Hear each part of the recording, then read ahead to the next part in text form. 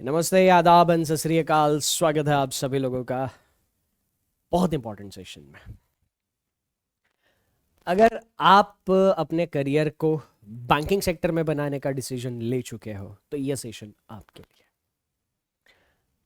अगर आप अभी भी असमंजस में हो, बैंकिंग सेक्टर में करियर बनाना चाहिए नहीं बनाना चाहिए, क्या मेरे पास अच्छी अपॉर्चुनिटीज है नहीं है, तो बस एक एक मिनट लूंगा इसके ऊपर, उसके बाद आप डिसीजन ले लेना, है ना, जो भी आपको अपने करियर को लेकर डिसीजन लेना है। देखो, मेरे को एक चीज पता है, मेरे आसपास जितने भी इंजीनियर लोग देखे, है ना, बट टॉप इंजीनियर की बात नहीं कर रहा ना, टॉप यूनिवर्सिटी टॉप कॉलेज से टॉप मारा हुआ इंजीनियर, उसकी बात नहीं कर रहा, एवरेज।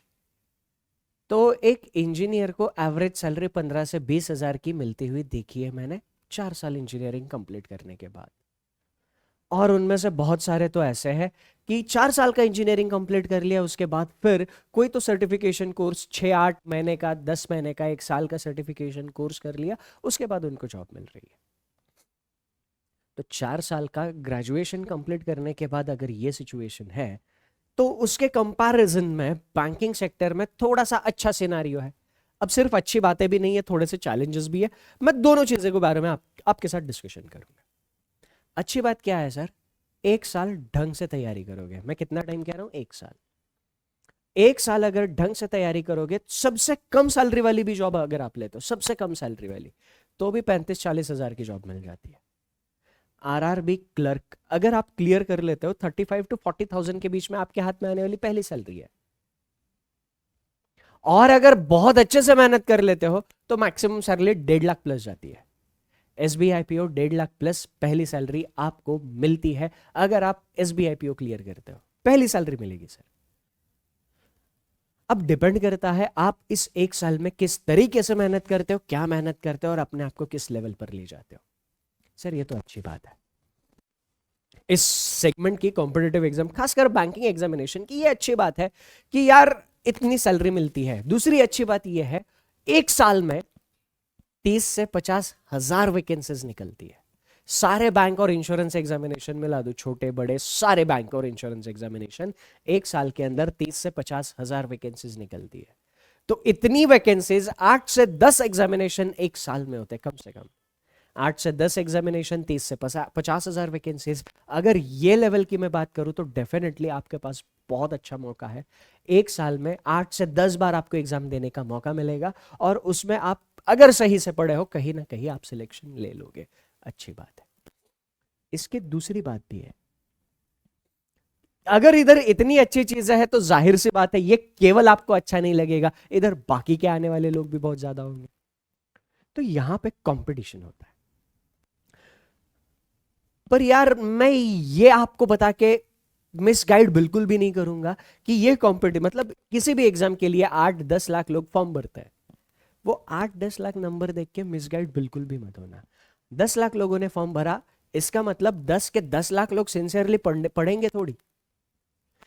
एग्जामिनेशन देने जब जाओगे आपको ये नजर आएगा, यार एग्जामिनेशन सेंटर पे बहुत सारी कुर्सियां खाली पड़ी है, फॉर्म भर के लोग एग्जाम देने ही नहीं आए, उसमें से कई लोग एग्जाम देने आते ही नहीं है ना। तो ये बड़ा बड़ा नंबर देख के टेंशन लेने का नहीं, बट यस कंपटीशन होता है ना। 10 लाख लोगों ने अगर फॉर्म भरा, सिंसियरली पढ़ने वाले 1.5 से 2 लाख लोग होंगे। 1.5 से 2 लाख लोग होंगे सिंसियरली पढ़ने वाले। अब वो 2 लाख लोग इस 40-50 हजार के लॉट में नहीं निकले, अगला जो 40-50 हजार का लॉट निकलता है उसमें वो निकल जाता है। तो बात यह है कि सिंसियरली 1 साल अपने करियर के लिए देने के लिए आप रेडी हो तो ये सेशन आपके लिए है। रीजनिंग में आपको क्या करना है मैं आप लोगों को बताऊंगा। मैं सचिन अडेकर पिछले कई सालों से बैंकिंग स्टूडेंट्स को गाइड कर रहा हूं। मैंने खुद ने बैंकिंग एग्जामिनेशंस दिए हैं, आरआरबी पीओ क्लियर किया हुआ है, पर टीचिंग में ज़्यादा इंटरेस्ट था, इसलिए टीचिंग में ही रहा हूँ, कभी बैंक में गया नहीं, है ना। तो तब से मैंने क्या करा था, उसके बाद बहुत सारे अपने स्टूडेंट सिलेक्ट हो गए हैं। उन्होंने क्या क्या करा है, उनको कैसे कैसे चीज़ें गाइड करी है, over the period of time चीज़ें कैसे चेंज हुई है। पर इन सारी बदलती हुई चीज़ों में कौन सी चीज़ें कांस्टेंट है ना। बहुत बार लगता है यार तब का टाइम अलग होगा, है ना, तब चीज़ें अलग थी, अब चीज़ें अलग है। चीज़ें कितनी भी अलग हो, करना आपको वही होता है। वही चीज़ें करके आप सिलेक्शन ले लेते हो, वो कौन सी चीज़ें हैं। रीजनिंग में आपको क्या करना है, ये सारी चीजें मैं आप लोगों के साथ डिस्कस करने यहां पर आया हूं। ठीक, ज्यादा कॉम्प्लिकेटेड नहीं, straight forward simple to the point बात होगी। आगे जाने से पहले अगर आप लोग मेरे साथ कनेक्टेड रहना चाहते हो और आगे बैंकिंग एग्जाम के सारे अपडेट टाइम टू टाइम पाना चाहते हो तो मेरे साथ टेलीग्राम पर आप कनेक्टेड रह सकते हो, BW सचिन सर, है ना, BW बैंकिंग वाला सचिन सर बैंकिंग वाला, आप टेलीग्राम पे सर्च करना, आपको टेलीग्राम चैनल मिल जाएगा, वहां पर टाइम टू टाइम अपडेट मैं आप लोगों के साथ शेयर करते रहूंगा। ठीक, अब रीजनिंग सिलेबस की अगर मैं बात करूं तो ये केवल 11 चैप्टर्स है रीजनिंग में। सबसे शॉर्ट सबसे क्रिस्प सिलेबस अगर किसका है तो रीजनिंग का है। हाँ, 11 चैप्टर्स है, महज 11 चैप्टर्स। अब इन 11 चैप्टर्स में से भी ये 8 चैप्टर प्रीलिम्स में पूछे जाते हैं, ये बचे हुए 3 चैप्टर एक्सक्लूसिव मेंस के लिए होते हैं। ये 3 चैप्टर प्रीलिम्स में नहीं पूछे जाते, ये सिर्फ और सिर्फ मेंस एग्जामिनेशन में पूछे जाते हैं। मेंस एग्जामिनेशन में 11 के 11, प्री में सिर्फ 8। अब इस सिलेबस का आपको डिटेल में आइडिया होना चाहिए। आप तैयारी तभी अच्छे से कर पाओगे जब आपको पता है यार कौन से चैप्टर में क्या चीज है। आपको अगर ये चीज पता है तो और तो ही आप रीजनिंग की तैयारी बहुत अच्छे से कर सकते हो। आपको मैं थोड़ा सा आइडिया देने के लिए एग्जामिनेशन और उसमें आने वाले रीजनिंग का मार्क्स का वेटेज आपको बता दूं। एग्जाम का नाम है, ये प्रीलिम्स एग्जामिनेशन है और ये मेंस एग्जामिनेशन है। रेफरेंस के लिए मैं आपको 2 एग्जाम्स एक्सप्लेन करूंगा, बाकी सारे एग्जाम्स आपके सामने स्क्रीन पर है। State bank of India PO, जिसकी सैलरी 1 लाख से ज्यादा होती है, क्लियर करो, पहले महीने में 1 लाख से ज्यादा सैलरी एसबीआई पीओ की होती है। इसके प्रीलिम्स में रीजनिंग में 30 क्वेश्चन आते हैं, 30 मार्क्स होते हैं, 20 मिनट का टाइम होता है।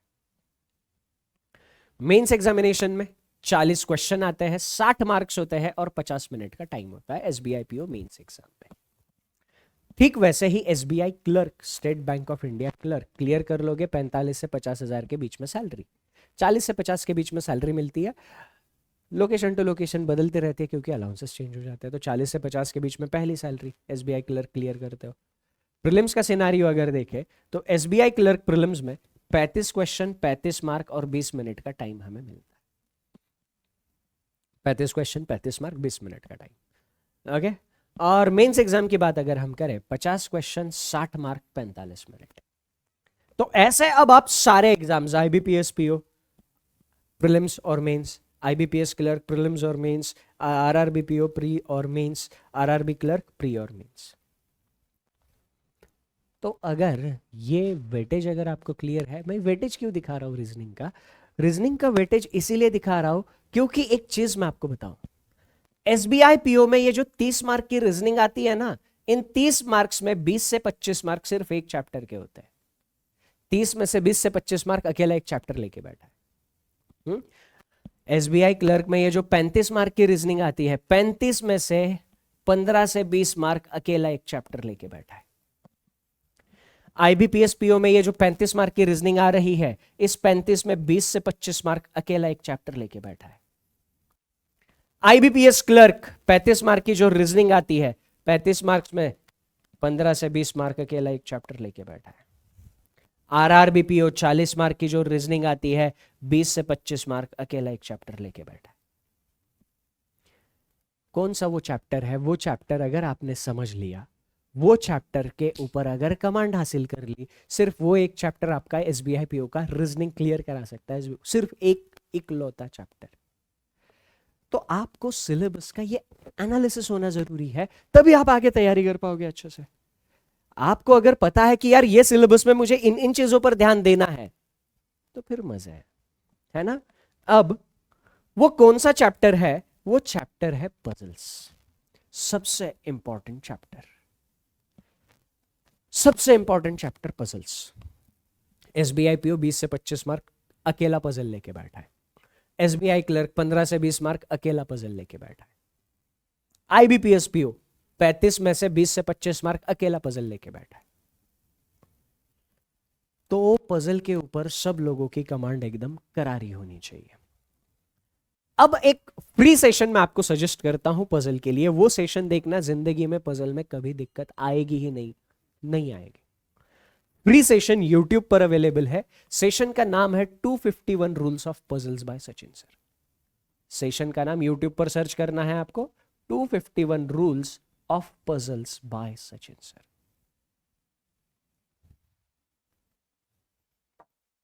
251 rules of puzzles by Sachin sir, आप ये यूट्यूब पर सर्च करोगे। ठीक, यूट्यूब पर सर्च करने के बाद आपके सामने एक वीडियो आएगा, 13 घंटे का वीडियो है, 13 घंटे का वीडियो है। ये 13 घंटे का वीडियो आपको कंप्लीट देखना है। इस 13 घंटे के बाहर पजल में एक भी कॉन्सेप्ट नहीं है। पजल के जितने भी कॉन्सेप्ट्स हैं, जितने कॉन्सेप्ट को घुमाया फिराया एग्जामिनेशन में जाता है, सारे कॉन्सेप्ट इन 13 घंटों में मैंने कवर करे हैं। एक सेशन 13 घंटे। सेशन कैसे देखना है, क्या देखना है, सेशन की शुरुआत में ही मैंने बता दिया। अब आपको करना क्या है, रीजनिंग की तैयारी शुरू करो। बाकी देखो, मजा कॉम्पिटिटिव एग्जामिनेशन की बात या जिंदगी में सक्सेस की एक बात होती है। सक्सेस वही चीजें करने से मिलती है जो करने में हमें मजा नहीं आता। If you want to achieve something in your life that you have never before, ध्यान से सुनना क्या कह रहा हूं। If you want to achieve something in your life that you have never before, you have to do something that you have never before. जिंदगी में अगर आप कुछ ऐसा पाना चाहते हो जो इससे पहले कभी पाया नहीं है, तो आपको जिंदगी में ऐसा कुछ करना होगा जो जिंदगी आपने इससे पहले किया नहीं है।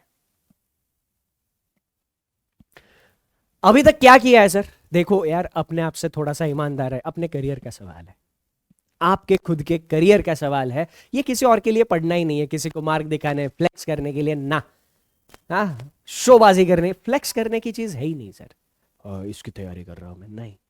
आपको अपने करियर को बनाना है। अपने आप से, अपने दिल से ईमानदार रह के बताना, यार क्या मैंने इससे पहले मुश्किल चीजों से भागा हूं मैं।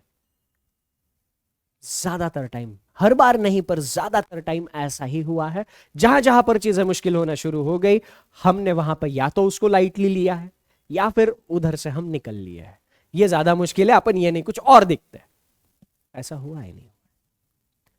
ऐसा इसीलिए बता रहा हूं क्योंकि रीजनिंग में क्या होता है ना, बाकी चैप्टर पढ़ने में बहुत मजा आता है, इजी इजी चैप्टर्स होता है ना। मैं आपको बता सकता था इससे तैयारी करो, इससे शुरुआत करो, बहुत इजी होता है। मैं आपको बताऊं, अगर आप अपनी राह का सबसे बड़ा पत्थर पहले ही उठा के फेंक देते हो, आगे आने वाले छोट मोट पत्थर ऐसे उठा के किधर आप फेंक दोगे पता भी नहीं चलेगा। सबसे ज्यादा बड़ा चैप्टर, सबसे ज्यादा वेटेज वाला चैप्टर और अच्छी खासी लेवल का चैप्टर। डिफिकल्ट वर्ड में यूज ही नहीं कर रहा हूं। पजल सबसे डिफिकल्ट है, मैं यूज ही नहीं कर रहा हूं। आप भी नहीं करोगे ये सेशन देखने के बाद। 251 रूल्स ऑफ पजल्स आप सबको देखना ही देखना है। इट इज मस्ट, देखना ही है। अगर बैंकिंग की तैयारी कर रहे हो तो आपकी बैंकिंग की तैयारी में 4 चांद लगाने का काम ये सेशन करेगा। तो ये जो आपके पजल्स के मार्क्स है, वो सारे के सारे मार्क्स आपका ये एक सेशन इंश्योर कर सकता है। पजल का सारा बेसिक क्लियर हो जाएगा। तो अब रीडिंग मतलब पढ़ना कैसे होता है, मैंने आपको एक चैप्टर बता दिया पजल्स, उसका बेसिक आपने यहां से कर लिया। अब बेसिक होने के बाद आपको करना क्या है? बेसिक होने के बाद आपको 40 hours puzzles by Sachin sir YouTube पे सर्च करना है। क्या सर्च करोगे? 40 hours puzzles by Sachin sir. एक बहुत बड़ा सेशन आएगा, वो सेशन धीरे धीरे देखना शुरू करना है। आपको इस थियरी को इंप्लीमेंट करते हुए बहुत सारे क्वेश्चंस की, सारे चैप्टर की, पजल के अंदर जो भी सब टॉपिक, उनकी सारी प्रैक्टिस इसमें मिल जाएगी। ये 2 सेशन के बाद आपके हर एक एग्जामिनेशन में पजल के जितने भी मार्क्स आते हैं, अगर इधर 25 मार्क आ रहे हैं, आप 25 के 25 ले सकते हो, प्रोवाइडेड आपने प्रैक्टिस अच्छी करी है, स्पीड आपने प्रैक्टिस करके गेन कर लिया है। एक्यूरेसी 100% आ जाएगी आपकी। 35 मार्क अगर आ रहे हैं और उसमें से 15 से 20 मार्क आपके पजल के पक्के हो जाएंगे, सिर्फ 2 सेशन से। क्या होता है, अब मैं आपको मेन चीज समझाता हूं। किसी भी टॉपिक को पढ़ने का एक साइंटिफिक तरीका होता है, खासकर अपने कॉम्पिटिटिव एग्जाम में। कॉम्पिटिटिव एग्जाम में क्या होता है यार, लोग है ना, मतलब यूट्यूब पर भरा पड़ा है कंटेंट। और ऐसा नहीं कि गलत कोई कंटेंट है, कोई गलत कोई सही, ऐसा मैं कह ही नहीं रहा हूं। कौन सा यूट्यूब का कंटेंट आप लोगों के लिए सुटेबल है, यह आपको समझना पड़ेगा। यूट्यूब का कौन सा कंटेंट आपके फायदे का है, आपको किस तरीके का कंटेंट चाहिए, वो अगर आपको समझ में आ गया तो फिर ठीक है, नहीं तो फिर क्या करना है ये भी मैं आपको बताने वाला हूं। ठीक है, तो किसी भी टॉपिक को किस तरीके से पढ़ा जाता है, आप कोई भी टॉपिक ले लो, आपको सबसे पहले उस टॉपिक के कॉन्सेप्ट्स पढ़ने हैं, सारे कॉन्सेप्ट पढ़ने हैं। उस टॉपिक में जितने भी कॉन्सेप्ट है, जैसे अभी सेशन का नाम क्या रखा है सर, मैंने सेशन का नाम रखा है 251 रूल्स। पजल इस चैप्टर में जितने भी कॉन्सेप्ट है, सारे कॉन्सेप्ट को मैंने इस 251 रूल्स में समराइज कर दिया है। तो जब आप वो सेशन देखते हो, आपको पजल के सारे कॉन्सेप्ट क्लियर हो जाता है। तो सबसे पहला लेवल क्या है, सारे कॉन्सेप्ट क्लियर रखना। कॉन्सेप्ट क्लियर करने के साथ साथ आपको सारे पैटर्न और लेवल भी समझने हैं। पैटर्न और लेवल का क्या मतलब होता है, यार कॉन्सेप्ट तो पढ़ लिया, अब इस कॉन्सेप्ट के ऊपर क्वेश्चन कैसे फिगर आउट हो सकता है, क्वेश्चन कैसे बनाया जा सकता है, और उसी कॉन्सेप्ट का इस्तेमाल करके क्वेश्चन आपको क्लर्क में भी आएगा, इजी होगा। उसी कॉन्सेप्ट का इस्तेमाल करके क्वेश्चन पीओ में भी आएगा, थोड़ा अच्छा होगा। उसी कॉन्सेप्ट पर क्वेश्चन इस्तेमाल करके, उसी कॉन्सेप्ट का इस्तेमाल करके क्वेश्चन प्री में बनेगा, मेंस में बनेगा, कॉन्सेप्ट वही रहेगा। तो उसी कॉन्सेप्ट को clerk pre, PO pre, clerk mains, PO mains, इन एग्जामिनेशन में कैसे ट्विस्ट किया जाता है, यह आपको समझना जरूरी है। अब ये आप दो तरीके से समझ सकते हो, या तो किसी एक इंसान को गाइडेंस लेके, जिसको पता है यार हाँ एग्जामिनेशन में ऐसी ऐसी चीजें आती है, कोई एक ऐसा अच्छा गाइड आप अपने लिए चुन लो, पहली। दूसरी, एग्जामिनेशन के जो प्रीवियस ईयर पेपर्स है उनका एनालिसिस खुद करो। दो तरीके हैं, ठीक। मेरे हिसाब से वो आप अपने लिए गाइड चुन लो, वो तरीका थोड़ा फास्ट है, क्योंकि आप पहले कॉन्सेप्ट सीखोगे, फिर पेपर इकट्ठा करोगे, फिर उनको सॉल्व करोगे, फिर उसका एनालिसिस करोगे। उससे अच्छा जिसने ये सारी चीजें ऑलरेडी कर रखी है, आप थोड़ा सा अपने लिए गाइड देख लेना। आपको जिसकी भी रीजनिंग समझ में, मैं ये बोलता ही नहीं कि सिर्फ मेरे से पढ़ना, हाँ मैच भगवान है, ये कभी नहीं बोला और ना बोलूंगा। हाँ, आपको ये 251 रूल्स, ये सेशन देख लो, आपको समझ में आ जाएगा, फिर आपको उसके बाद पता चलेगा आपको क्या करना है, कैसे करना है, कहां से पढ़ना है, क्या करना है, समझ में आ जाएगा। ठीक है। अब तो आपको करना क्या है, हर एक चैप्टर जैसे मैंने पूरा पजल का ब्रेक पोस्टमार्टम 251 रूल्स में किया, ऐसे हर एक चैप्टर का पोस्टमार्टम आपको करना है। और आप सारे कॉन्सेप्ट पढ़ोगे, सारे पैटर्न समझोगे, यार हाँ ये कॉन्सेप्ट पर ऐसे ऐसे क्वेश्चन इन सारे एग्जाम्स में घुमाए जाते हैं। लेवल भी, लेवल मतलब प्री में कैसा आएगा, मेंस में कैसा आएगा। अब क्या होता है ना, उसी कॉन्सेप्ट को इस्तेमाल करके मैं मेंस में इजी क्वेश्चन बना सकता हूं, उसी कॉन्सेप्ट का इस्तेमाल करके मेंस में मैं मॉडरेट क्वेश्चन बना सकता हूं, सेम कॉन्सेप्ट का इस्तेमाल करके मेंस में मैं टफ क्वेश्चन भी बना सकता हूं, कॉन्सेप्ट वही रहेंगे। तो यही चीज आपको लेवल में समझनी होती है कि लेवल के हिसाब से वो कॉन्सेप्ट कैसे घुमाया जा सकता है, आपको ये चीज समझनी होती है ना। और ये चीज आप 251 रूल्स देखते वक्त रियलाइज करोगे कि कैसे मैंने वहां पर ये चीजें डिस्कस करी है। यूट्यूब पर अवेलेबल है, फ्री ऑफ कॉस्ट सेशन है, यूट्यूब पर अवेलेबल है। आपने सारे कॉन्सेप्ट्स पढ़ लिए, अगला स्टेप आता है, जो भी पढ़ा है क्या वो हमें समझ में आया है। अब पढ़ा तो है, खोपड़ी में रहा कि नहीं रहा, उसके लिए करनी है प्रैक्टिस। प्रैक्टिस भी लेवल वाइज क्वेश्चन से करनी है। जिस लेवल से आपने कॉन्सेप्ट पढ़ना शुरू किया था, एकदम इजी, पप्पू पप्पू है ना, इजी पीजी, हाँ, तो वहां से शुरू करनी है और धीरे धीरे लेवल बढ़ाते वक्त प्रैक्टिस करनी। प्रैक्टिस करते वक्त दो सिनारियोज आपके सामने आएंगे। पहला सिनारियो होगा जो क्वेश्चन आप सॉल्व कर रहे हो वो क्वेश्चन आपका सही हो रहा है। दूसरा सिनारियो आएगा जो क्वेश्चन आप सॉल्व कर रहे हो वो गलत हो रहा है। अगर आप जो क्वेश्चन सॉल्व कर रहे हो वो गलत हो रहा है तो आपको गलती लिख के रखनी है। पेन पेपर लेना, गलती लिख के रखो, हाँ ये गलती मेरे से हो रही है, ये पर्टिकुलर चैप्टर मैंने पढ़ा, सिलोजिज्म पढ़ा, सिलोजिज्म के सम नॉट के डेफिनेट कंक्लूजन चेक करने में मेरे से गलती हो रही है, सिलोजिज्म की नो की पॉसिबिलिटी करने में मेरे से गलती हो रही है, सिलोजिज्म का ओनली फ्यू टैकल करने में मेरे से गलती हो रही है। ऐसा मैंने एक सिलोजिज्म का रेफरेंस लिया। आपको जिस किसी भी चैप्टर के, जिस किसी भी कॉन्सेप्ट के क्वेश्चन में परेशानी हो रही है, लिख के रखो। लिख के रखने के बाद आपने जहां से भी वो चैप्टर पढ़ा है, चाहे आपने किसी बैच से पढ़ा हो, है ना, पेड बैच से पढ़ा हो, चाहे आपने यूट्यूब से पढ़ा हो, चाहे आपने कहीं से भी पढ़ा हो, चाहे आपने किसी दोस्त से सुना हो, जहां से आपने पढ़ा है फिर से वहां से वो कॉन्सेप्ट एक बार देख लो। देख लो एक बार, अगर बैच से पढ़ा है तो बैच का वो लेक्चर एक बार जाके फिर से देख लो, यार कौन सी चीज है जो बैच में मुझे सर ने बताई है और वो इंप्लीमेंट नहीं कर पा रहा हूं, वो देखना। अगर आपने यूट्यूब से पढ़ा, सेम चीज यूट्यूब वाले लेक्चर के साथ करो, यूट्यूब वाले लेक्चर में जाके देखो यार क्या दिक्कत आ रही है, तो ये गलती क्यों हो रही है, ये आपको फिगर आउट करना है, तुरंत करना है, तुरंत।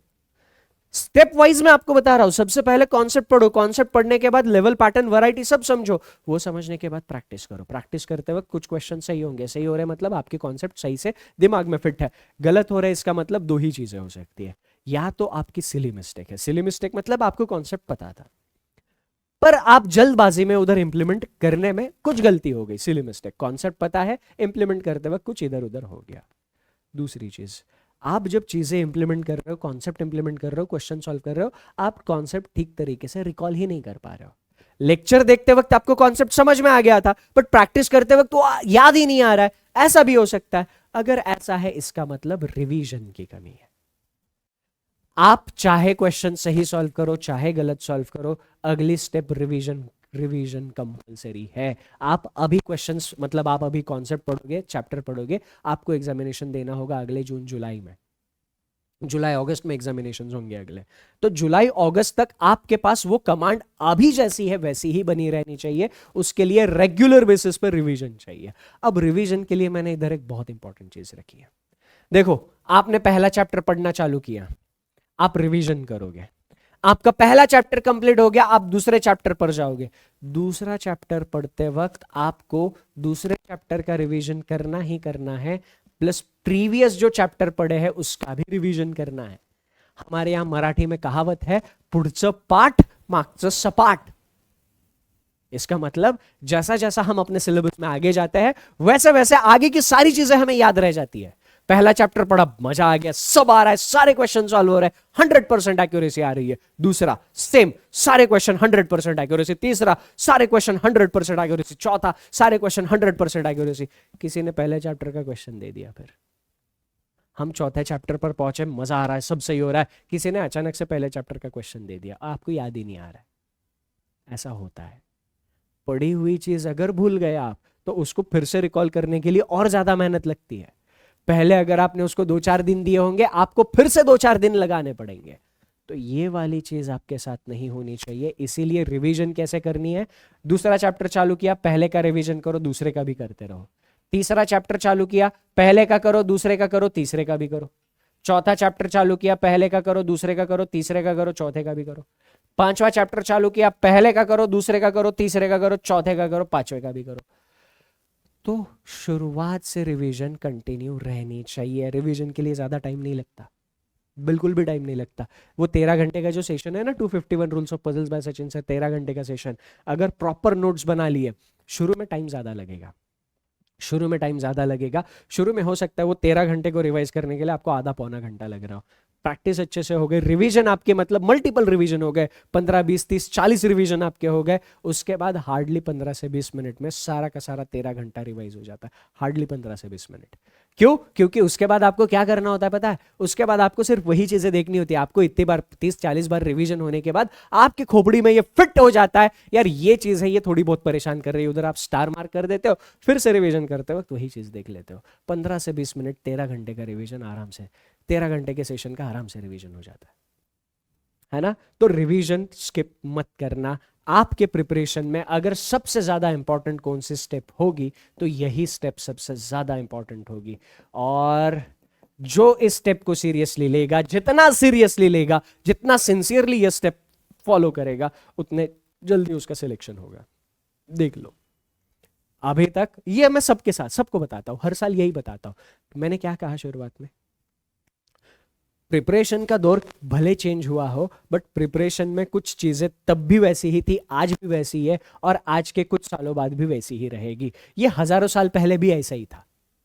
हाँ, जब लोग वेदाभ्यास, जब वेद पढ़ा करते थे, यही तो करते थे। सारे वेद पढ़ लिए, वेद पढ़ने के बाद प्रैक्टिस कर लिया, रिसाइट करते रहे, बोलते रहे, बोलते रहे, बोलते रहे, बोलते रहे, रिवाइज करते रहे, बोलते रहे, बोलते रहे, बोलते रहे, फिर एफर्ट्स, अपने एफर्ट्स डाले उसमें एक्सेल करने के लिए। तो हजारों सालों पहले भी पढ़ने का यही तरीका था, आज भी यही है, और इसके बाद भी यही रहेगा, और यही तरीका है। अब इसको किसी अलग एंगल में, अलग लफ्जों में बयां कर सकता है, पर चीज यही रहेगी, प्रोसेस यही रहेगी, है ना? अब किसी ने इसको अलग से नाम दे दिया, किसी ने इसको अलग तरीके से बोल दिया, 4 की जगह 5 कर दिया, 5 स्टेप कर दिया, 5 की जगह 3 स्टेप कर दिया। स्टेप कितने भी हो, वर्ड कुछ भी हो, करना यही है ना? अब पहले 3 स्टेप क्लियर हो गए।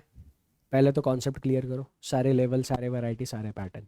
उसके बाद प्रैक्टिस करो। प्रैक्टिस के वक्त अगर कुछ गलतियां हो रही है, वो गलतियां लिखो, गलतियों को रेक्टिफाई करो, फिर से सेशन देख के, गलतियां सही हो गई, फिर से प्रैक्टिस करो, फिर रिवाइज करो, फिर सीखो, प्रैक्टिस, रिवाइज। ये होने के बाद अब देखो, हमारे पास प्रीलिम्स में 20 मिनट है और 35 क्वेश्चन है। वैसे सब सॉल्व करने नहीं होते, 20 मिनट में 35 क्वेश्चन करने नहीं होते।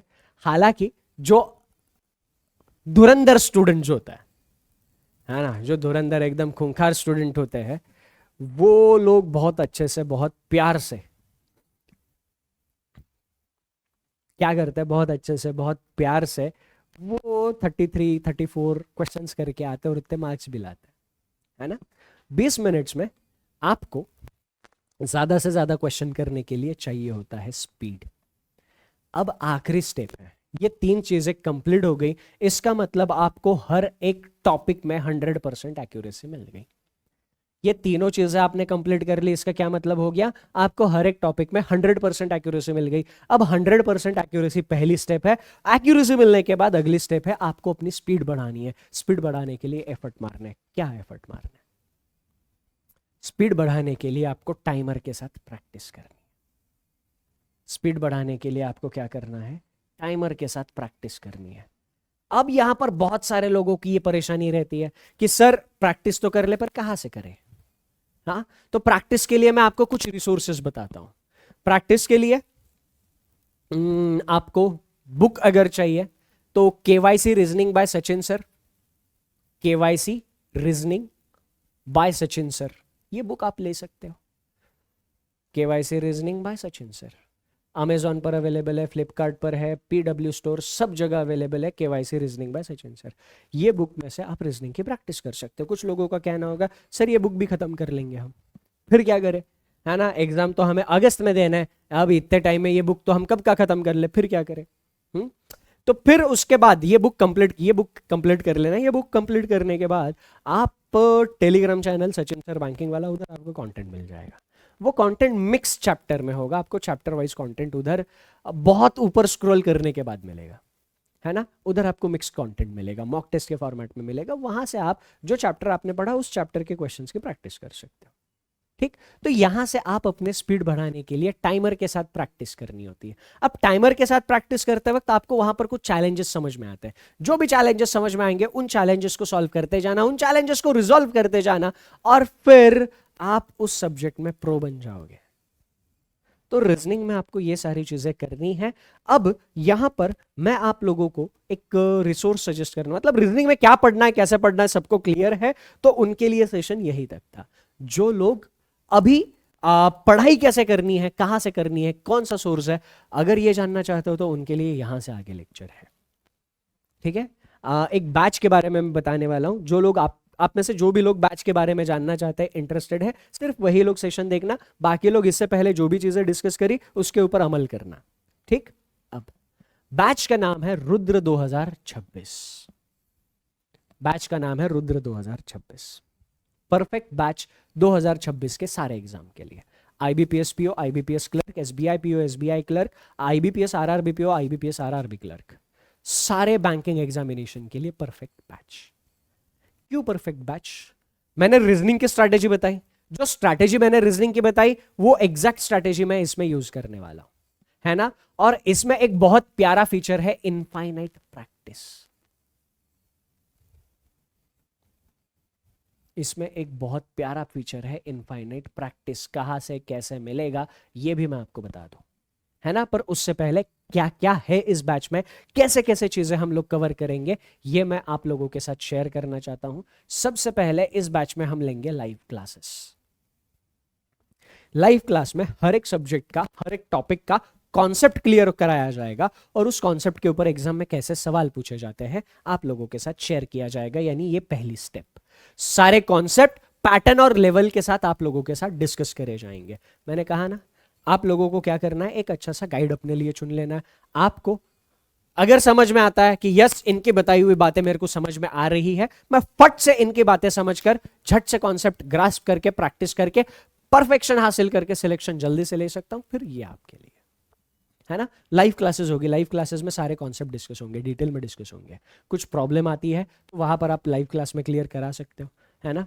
और लाइव क्लास होने के बाद आपको नोट्स मिलेंगे जहां से आप रिवीजन कर सकते हो। अब ये नोट्स आपको दिए जाते हैं बैच में, पर स्टिल मैं सजेस्ट करता हूं कि आपके पास अपने खुद के बनाए हुए नोट्स होने चाहिए। भले आपको बैच में मिल रहे हैं, पर आपके पास खुद के बनाए हुए नोट्स होने चाहिए। That is my advice. तो लाइव लेक्चर के बाद नोट्स मिलेंगे। नोट्स के बाद जब चैप्टर कंप्लीट हो जाएगा तो आपको डीपीपी मिलेगा, daily practice paper. Daily practice paper, आपको क्वेश्चंस मिलेंगे। अब यहां पर आपका लर्निंग कंप्लीट हो जाता है। देखो ये सारी चीजें वही है जो यहां पर मैंने डिस्कस करी है। पहले कॉन्सेप्ट सीखो, लाइव क्लास, हाँ, फिर प्रैक्टिस करो, प्रैक्टिस करने के लिए डीपीपी दे दिया है ना, कुछ गड़बड़ हुई इधर आ गए, रिवीजन करने के लिए नोट्स दे दिए है ना, तो रिवीजन करने के लिए नोट्स दे दिए, प्लस आपने अपने खुद के नोट्स बनाए, दी बेस्ट केस सिनेरियो, ठीक। तो यहां पर आपका लर्निंग कंप्लीट हो जाएगा। अब डीपीपी के क्वेश्चन सॉल्व करके कंप्लीट हो गए, तो फिर और प्रैक्टिस कहां पे करेंगे, तो वहां पर पिक्चर में आता है इनफाइनाइट प्रैक्टिस। जो भी रुद्र 2026 प्रो में एनरोल करेगा, रुद्र 2026 प्रो में जो एनरोल करेगा, उसको इनफाइनाइट प्रैक्टिस का एक्सेस मिलता है। इनफाइनाइट प्रैक्टिस में क्या होता है, हमारी जो क्वेश्चन बैंक है, पूरी क्वेश्चन बैंक, सारी की सारी क्वेश्चन बैंक, जहां से मॉक टेस्ट बनाते हैं हम, जहां पे आपके डीपीपीज बनते हैं, क्विजेस बनते हैं, सारी क्वेश्चन बैंक, जहां पर लाखों क्वेश्चंस अभी है, वो क्वेश्चन बैंक का पूरा एक्सेस आपको दे दिया जाता है। उस क्वेश्चन बैंक से मान लो हमने पहला चैप्टर कंप्लीट कर लिया, इनइक्वालिटी है ना, मैं रीजनिंग का एक एग्जांपल लेके बता रहा हूं, सारे सब्जेक्ट के लिए सेम चीज होगी। इनइक्वालिटी मैंने कंप्लीट कर लिया, तो इनइक्वालिटी चैप्टर आप इनफाइनाइट प्रैक्टिस में जाके इनइक्वालिटी की बिगिनर लेवल की क्विज आप अपने खुद से बना सकते हो।